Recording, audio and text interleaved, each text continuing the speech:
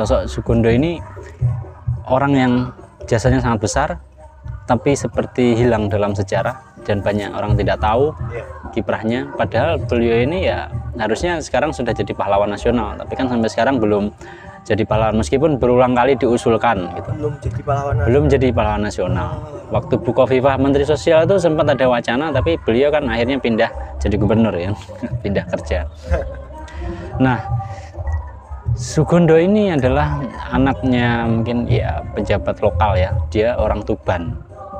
Orang Tuban, jadi Jawa Timur yang utara sana. Terus dia sekolah di HIS.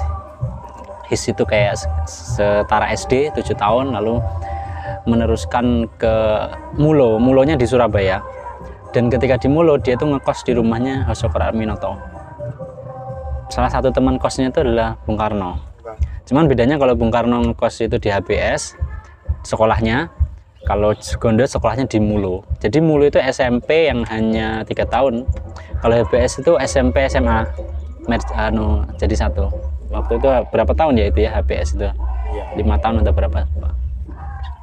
Jadi selain Kartosuwiryo, Alimin, Muso yang di rumahnya Soekarman itu juga ada ini Pak Sugondo ini yang jadi teman interkosnya. Lalu beliau melanjutkan SMA di Jogja, AMS namanya, Algimi Middlebury School.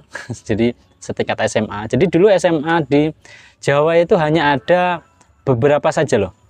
Salah satunya di Jogja. Di Surabaya nggak ada kan, makanya dia nggak bisa sekolah, nggak bisa nerusin di situ. Di Jogja, di Bandung, jadi hanya beberapa saja yang. Setelah itu beliau pergi sekolah hukum RH, cuman hanya sampai kandidat 2. Jadi nggak. Kalau sekarang mungkin sampai di 2 saja ya, nggak sampai sarjana.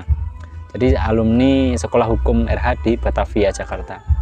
Dari sanalah kemudian ketika RH itu bergabung dengan Perhimpunan Pelajar Indonesia PPI yang salah satu pendirinya dan tokoh sentralnya adalah Muhammad Hatta.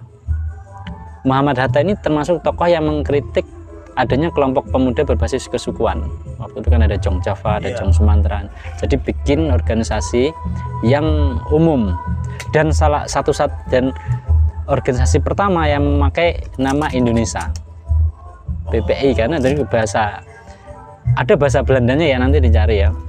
Yang pertama kali memperkenalkan kata Indonesia itu ya Bung Hatta ini, dan Sugondo adalah orang yang sangat respect dengan Bung Hatta ini. Lalu kemudian digelarlah Kongres Pemuda 1-2. Pemuda 1 itu 1926 tapi tidak menghasilkan sesuatu yang signifikan. Lalu Kongres Pemuda 2 ya yang sekarang kita peringati sebagai Hari Sumpah Pemuda. Meskipun waktu kongres itu tidak ada istilah Sumpah Pemuda. Jadi Sumpah Pemuda itu diikrarkan atau disebutin oleh Bung Karno. Jadi Bung Karno lah yang menamai Kongres Pemuda 2 itu sebagai peristiwa Sumpah Pemuda. Waktu itu nggak ada istilah Sumpah Pemuda. Dan Sugondo ini adalah ketua pelaksananya. Waduh, ini ketua pelaksananya ini. Muhammad Yamin itu malah sekretarisnya. Cuman karena Muhammad Yamin itu bahasa Indonesianya bagus, sastrawan dia, dan orang Melayu kan, jadi apa-apa itu redaksional dan sebagainya itu pasrah lah ke Yamin itu kan. pinter merangkai waktu itu ya. Jadi yang mungkin Yamin lebih terkenal ya daripada Sugondo itu. Terus Pak Gondo ini termasuk salah satu yang menginisiasi W.R. Supratman untuk memainkan lagu Indonesia Raya, tapi hanya biolanya saja, instrumentalnya. Dan waktu itu orang nggak tahu ini kenapa kok tiba-tiba orang main biola, kaget, ini apa sih maksudnya, ini apa hanya hiburan. Ternyata itu liriknya itu yang sekarang jadi lagu kebangsaan kita itu sekarang itu.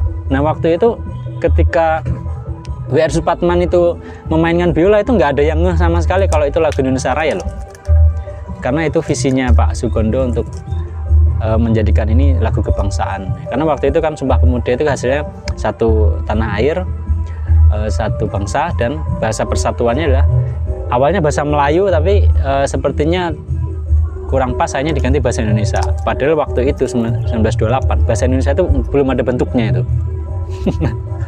Dan siapa yang ngomong pakai bahasa Indonesia kan adanya bahasa Melayu. Itu kadang-kadang kita ini hebat sekali ya, orang-orang dulu itu belum terbentuk udah Ada namanya. Dan akhirnya bahasa Indonesia itu mulai terbentuk ya itu diserap dari bahasa Melayu sebenarnya, tapi dengan penyesuaian bahasa daerah, bahasa Belanda gitu kan. Jadi kalau bahasa Melayunya Malaysia itu banyak campurannya Inggris, kalau kita itu banyak campurannya Belanda, bahasa Belanda, Portugis dan Arab. Jadi rakyat itu dari bahasa Arab. Ada banyak sekali bahasa Arab yang diserap oleh bahasa Indonesia. Itu peran. Lalu kemudian beliau ini setelah peristiwa Kongres Pemuda II itu aktivitasnya jadi guru. Lebih banyak jadi guru taman siswa. Jadi beliau ini sebenarnya adalah tokoh taman siswa pada akhirnya, karena di akhir hayatnya pun meninggal pun dimakamkan di pemakaman Taman Siswa di Umbul Harjo, Jogja. Tapi jabatan tertinggi beliau itu adalah menteri ya, menteri. Jadi pernah jadi menteri pada kabinetnya Halim kalau nggak salah waktu itu awal-awal.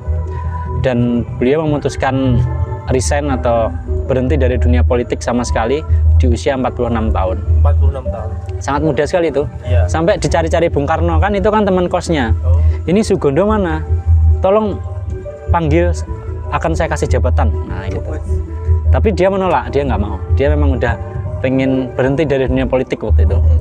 Nah, mungkin gara-gara itu ya kiprahnya kemudian hilang perlahan-lahan dan kita nggak tahu bagaimana kelanjutannya ya, sehingga tokoh ini tidak muncul dalam sejarah gitu. Ya. Padahal ya kiprahnya sangat besar sekali gitu kan. Jadi sekilas itu aja ya. Oke, siap. Terima kasih Mas Hari.